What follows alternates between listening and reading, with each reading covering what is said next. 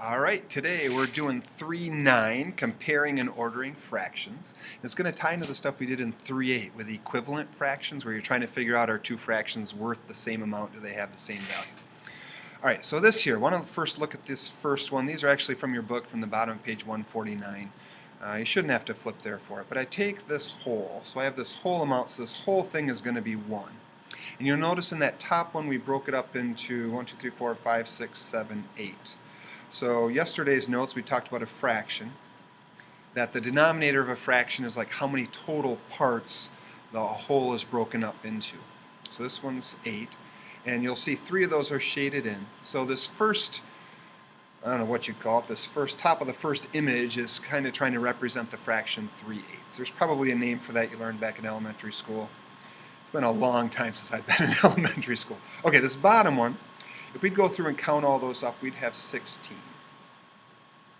So we're trying to figure out, well, how many of those do we have? So if I count the numbers over on the side, or the boxes that are filled in, I have 5/16.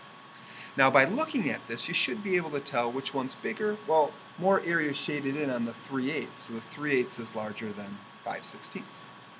And we could do the exact same thing for down below, this next one. Well, the top part, I have 4 total pieces, and 3 of those are shaded in. So this next one represents the fraction 3/4. And then if I were to take and this next one, I have 8 total, and 5 of those 8 are filled in. So now we know that the 3/4 is bigger because more area is shaded in. Well, that's nice. If you have the picture, that's pretty easy to do. The problem comes in, what if you don't have the picture and you just have the fractions over here and the fractions there, and you're trying to figure out, well, which one's larger? Well, we could go through and try to kind of make them, the fractions, the same. And this ties into what we did yesterday in that, well, if I took this top one, and if I were to take and draw in lines like this, and you could do the same thing if you wanted to, now we're changing it from being broken up into 8 total pieces into 16. We just doubled the total number of pieces. So if I have 16, well, now if I count up how many I have shaded in, I have 6 out of 16 shaded in. And if we're looking at, well, I have 16 pieces total. I have 6 of those 16 versus now 5/16. Which one's bigger? Well, this top one is still larger. So if we would take and make it so they have common denominators, that's my line right down here. So to compare two fractions, get them to have common denominators.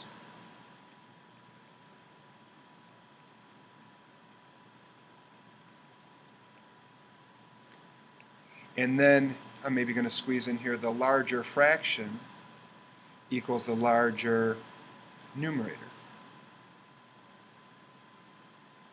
Maybe I should add a then after my period. Like so then, the larger of the two fractions is going to have the larger numerator. And that would work.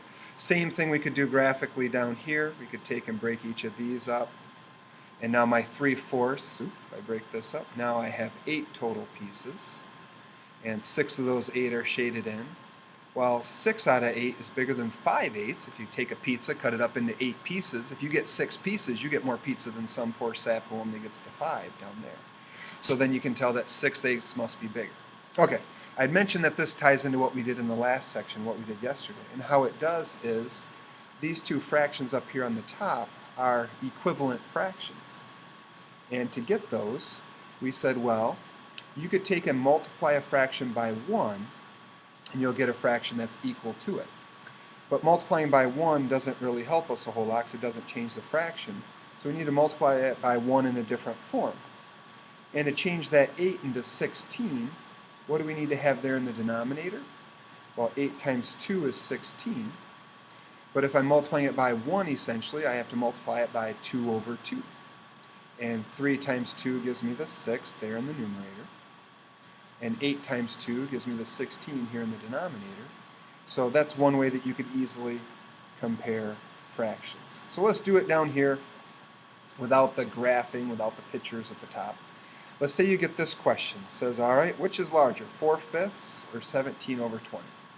So I'd go and say, well, how do I get common denominators? Well, I'm going to take and multiply the 5 by what to give me 20? Well, 5 times 4 is 20. So then I need to take and multiply the numerator by 4 also.